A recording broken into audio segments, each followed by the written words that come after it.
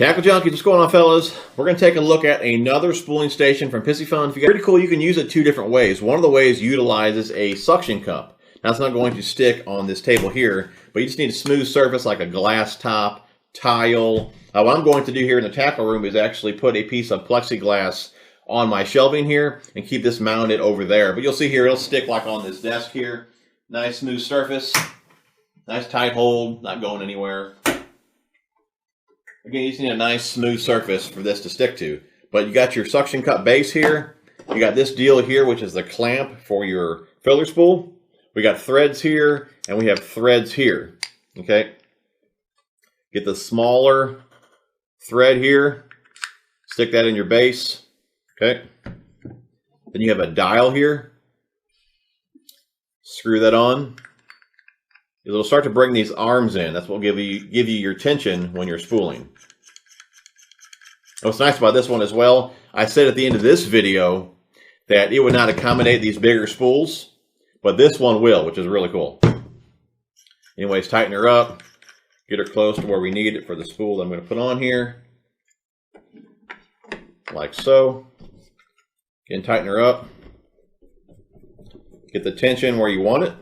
Should be good right there. Again, stick that down. Nice smooth surface, and you are good to go. Pretty cool deal right here. Now, if you don't want to use the base, you can actually clamp this to your fishing rod. Got this deal right here. Now, you'll see that this piece here will actually turn, okay? You'll want it like this if you have a thicker blank. If you have a thinner blank, you'll want it like this. And there's a little groove in here that will catch that blank, and you can just tighten her down like so. Now on this end, you'll see here that this piece here is spring loaded, okay?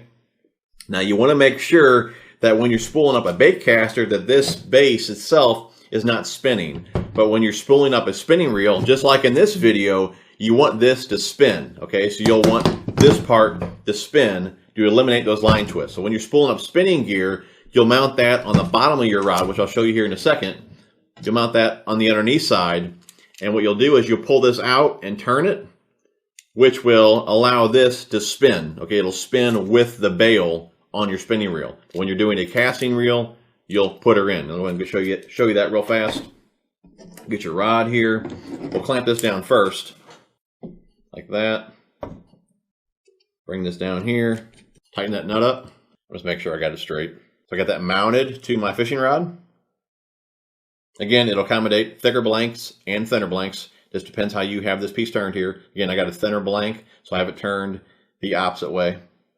Okay, now you have your deal here. What you'll do is,